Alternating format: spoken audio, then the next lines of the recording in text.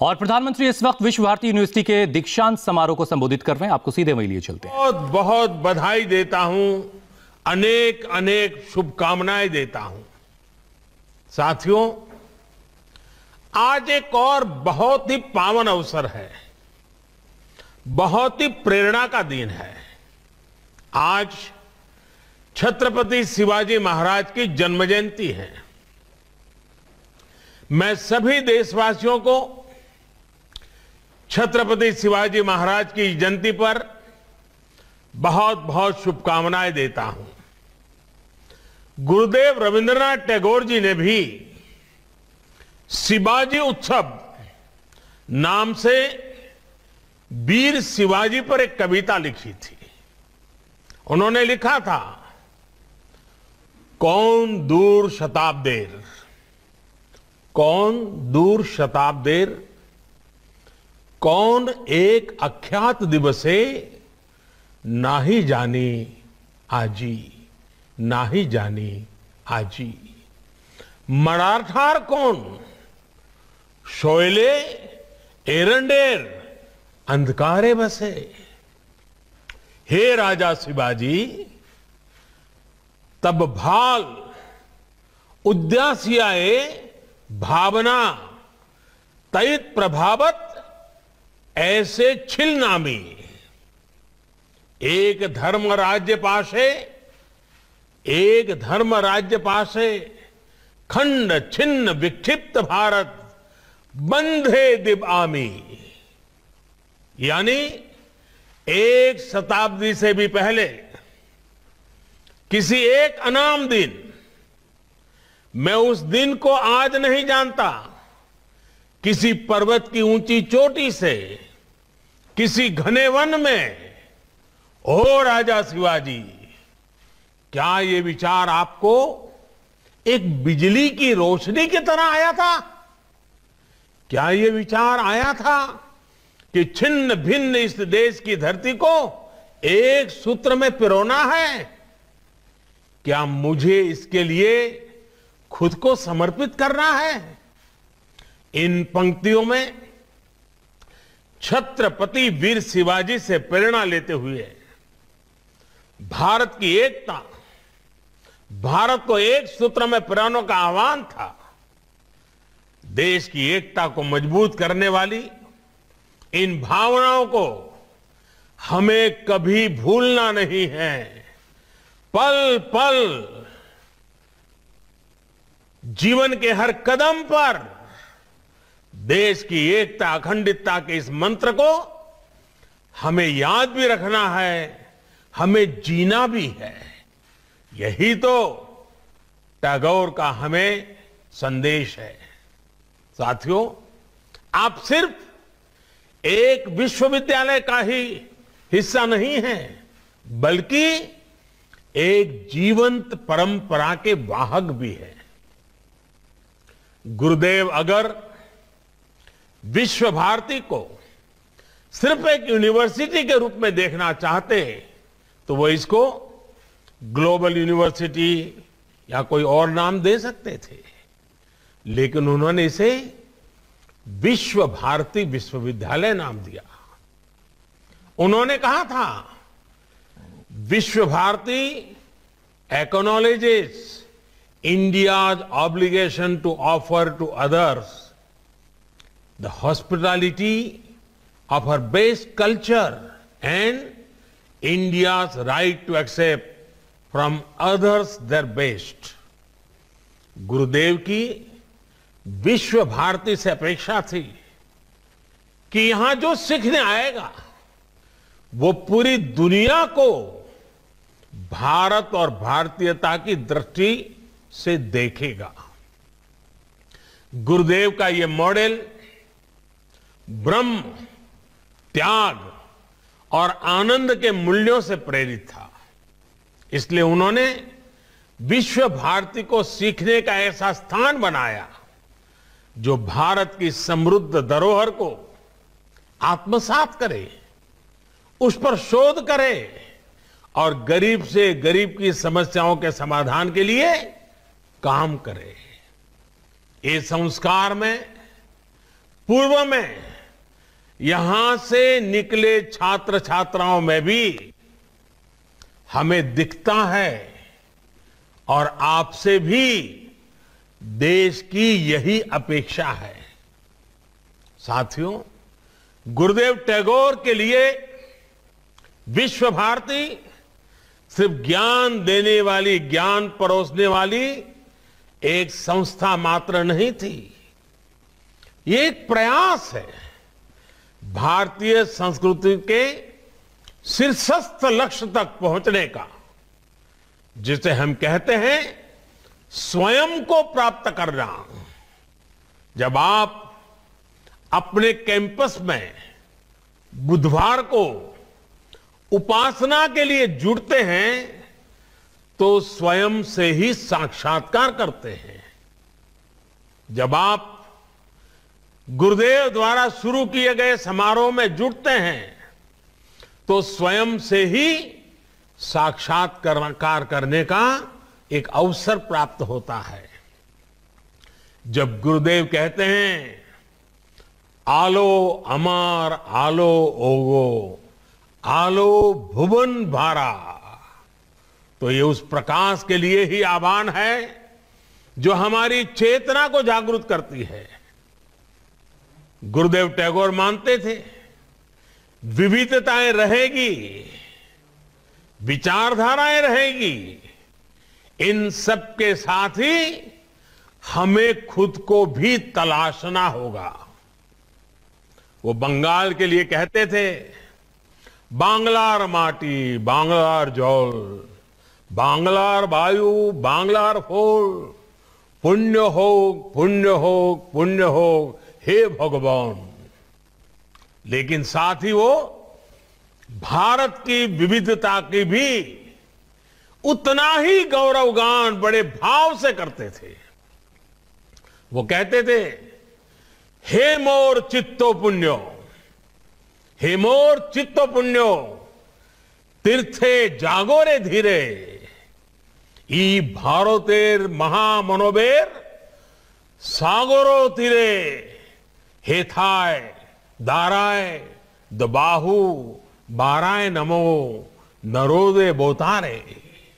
और ये गुरुदेव का ही विशाल विजन था कि शांति निकेतन के खुले आसमान के नीचे वो विश्व मानव को देखते थे।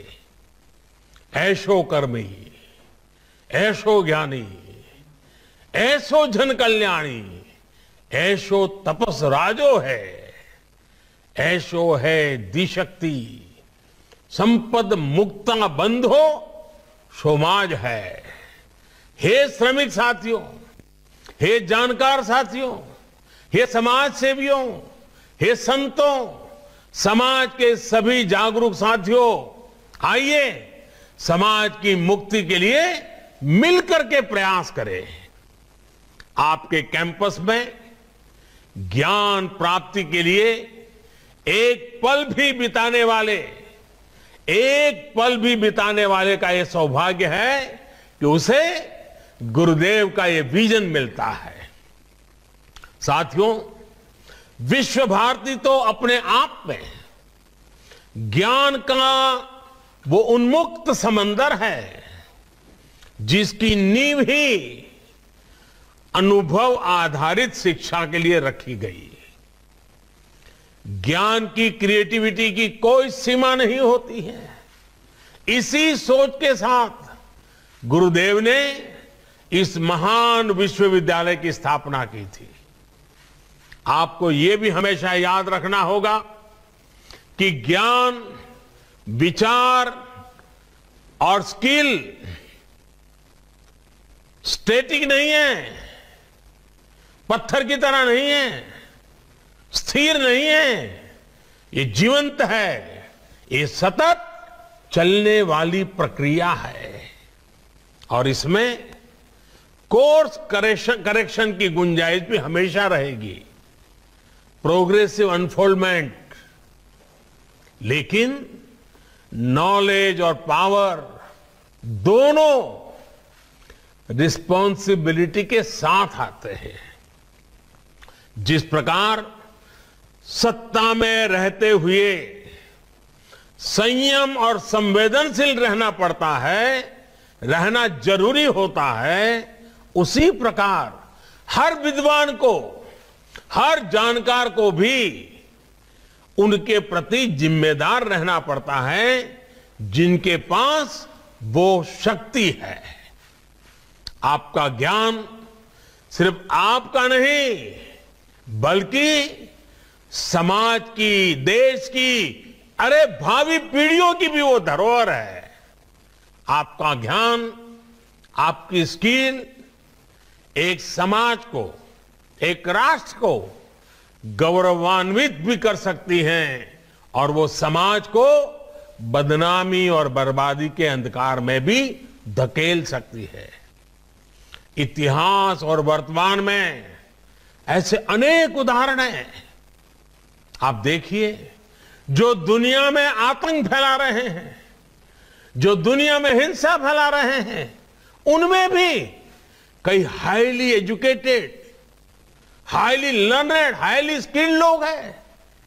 दूसरी तरफ ऐसे भी लोग हैं जो कोरोना जैसी महामारी से दुनिया को मुक्ति दिलाने के लिए दिन रात अपनी जान की बाजी लगा देते हैं, अस्पतालों में डटे रहते हैं, प्रयोगशालाओं में जुटे हुए हैं।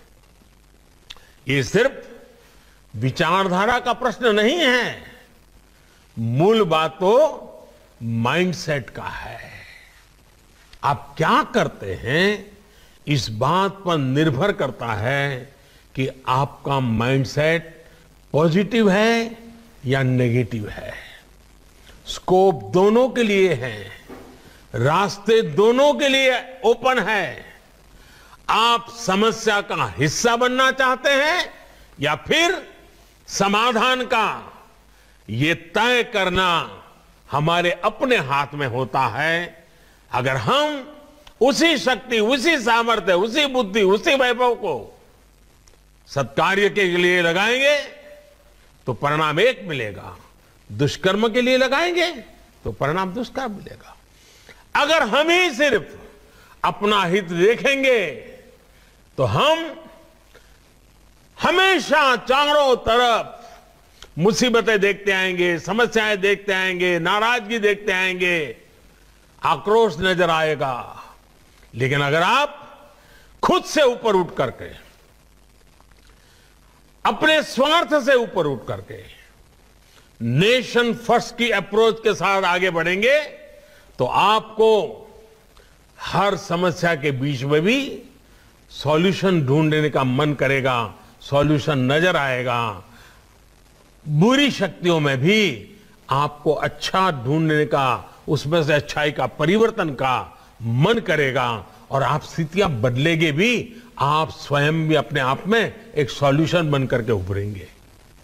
अगर आपकी नीयत साफ है और निष्ठा मां भारती के प्रति है तो आपका हर निर्णय, आपका हर आचरण, आपका हर कृति किसी न किसी समस्या के समाधान की तरफ ही बढ़ेगा।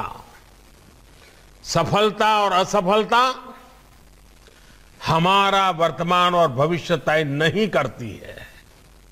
हो सकता है आपको किसी फैसले के बाद जैसा सोचा था वैसा परिणाम न मिले, लेकिन आपको फैसला लेने में डरना नहीं चाहिए। एक युवा के रूप में, एक मनुष्य के रूप में जब कभी हमें फैसला लेने से डर लगने लगे तो वो हमारे लिए सबसे बड़ा संकट होता है। अगर फैसले लेने का हौसला चला गया तो मान लीजिएगा आपकी युवानी चली गई है, आप युवा नहीं रहे हैं। जब तक भारत के युवा में नया करने का, रिस्क लेने का और आगे बढ़ने का जज्बा रहेगा, तब तक कम से कम मुझे देश की भविष्य की चिंता नहीं है। और मुझे जो देश युवा हो, 130 करोड़ आबादी में इतनी बड़ी तादाद में युवा शक्ति हो, तो मेरा भरोसा और मजबूत हो जाता है, मेरा विश्वास और मजबूत हो जाता है। और इसके लिए आपको जो सपोर्ट चाहिए, आपको जो माहौल चाहिए, उसके लिए मैं खुद भी और सरकार भी इतना ही नहीं 130 करोड़ का संकल्पों से भरा हुआ सपनों से लेकर के जीने वाला देश भी आपके समर्थन में खड़ा है। साथियों, विश्व भारती के 100 वर्ष के ऐतिहासिक अवसर पर जब मैंने आपसे बात की थी तो उस दौरान भारत के आत्मसम्मान और आत्मनिर्भरता के लिए आप सभी युवाओं के योगदान का जिक्र किया था। यहां से जाने के बाद जीवन के अगले पड़ाव में आप सभी युवाओं को अनेक तरह के अनुभव मिलेंगे। साथियों, आज जैसे छत्रपति शिवाजी महाराज की जयंती का हमें गर्व है, वैसे ही मुझे आज धर्मपाल जी की याद आती है। महान गांधीवादी धर्मपाल जी, आज महान गांधीवादी धर्मपाल जी की भी जन्म जयंती है। उनकी एक रचना है, the beautiful tree indigenous Indian education in the 18th century. आज आपसे बात करते हुए मैं इस पवित्र धाम में जब आपसे बात कर रहा हूं तो मेरा मन करता है उसका जिक्र मैं जरूर करूं। और बंगाल की धरती, ऊर्जावान धरती के बीच जब बात कर रहा हूं तब तो मेरा स्वाभाविक मन करता है कि मैं जरूर धर्मपाल जी के उस विषय को मैं आपके सामने रखूं। धर्मपाल जी ने इस पुस्तक में धर्मपाल जी ने थॉमस मुंद्रो द्वारा किए गए एक राष्ट्रीय शिक्षा सर्वे का ब्यौरा दिया है। 1820 में हुए, 1820 यानी करीब 200 साल, 1820 में हुए इस शिक्षा सर्वे में कई ऐसी बातें हैं जो हम सबको हैरान भी करती हैं और गौरव से भर देती हैं। उस सर्वे में भारत की साक्षरता दर बहुत ऊंची आंकी गई थी। सर्वे में यह भी लिखा गया था कि कैसे हर गांव में एक से ज्यादा गुरुकुल थे और जो गांव के मंदिर होते थे वो सिर्फ पूजा पाठ की जगह नहीं, वे शिक्षा को बढ़ावा देने वाले, शिक्षा को प्रोत्साहन देने वाले एक अत्यंत पवित्र कार्य से भी गांव के मंदिर जुड़े हुए रहते थे। वे भी गुरुकुल की परंपराओं को आगे बढ़ाने में, बल देने में प्रयास करते थे। हर क्षेत्र, हर राज्य में, यह बड़ी महत्वपूर्ण बात है, हर क्षेत्र, हर राज्य में तब महाविद्यालयों का बहुत गर्व से देखा जाता था कि कितना बड़ा उनका नेटवर्क था। उच्च शिक्षा के संस्थान भी बहुत बड़ी मात्रा में थे। भारत पर ब्रिटिश एजुकेशन सिस्टम थोपे जाने से पहले थॉमस मुंद्रो ने भारतीय शिक्षा पद्धति और भारतीय शिक्षा व्यवस्था की ताकत को अनुभव किया था, देखा था। उन्होंने देखा था कि हमारी शिक्षा व्यवस्था कितनी वाइब्रेंट है। ये 200 साल पहले की बात है। इसी पुस्तक में विलियम एडम का भी जिक्र है, जिन्होंने ये पाया था कि 1830 में बंगाल और बिहार में 1 लाख से ज्यादा विलेज स्कूल थे, ग्रामीण विद्यालय थे। साथियों, ये बातें मैं आपको विस्तार से इसलिए बता रहा हूं क्योंकि हमें ये जानना आवश्यक है कि हमारी शिक्षा व्यवस्था क्या थी, कितनी गौरवपूर्ण थी, कैसे हर इंसान तक पहुंची हुई थी और बाद में अंग्रेजों के कालखंड में और उसके बाद के कालखंड में हम कहां से कहां पहुंच गए, क्या से क्या हो गया। गुरुदेव ने विश्व भारती में जो व्यवस्थाएं विकसित की, जो पद्धतियां विकसित की, वो भारत की शिक्षा व्यवस्था को परतंत्रता की बेड़ियों से मुक्त करने। एक छोटा सा ब्रेक लेंगे, ब्रेक के बाद फौरन आपको इसी कार्यक्रम में लिए चलेंगे।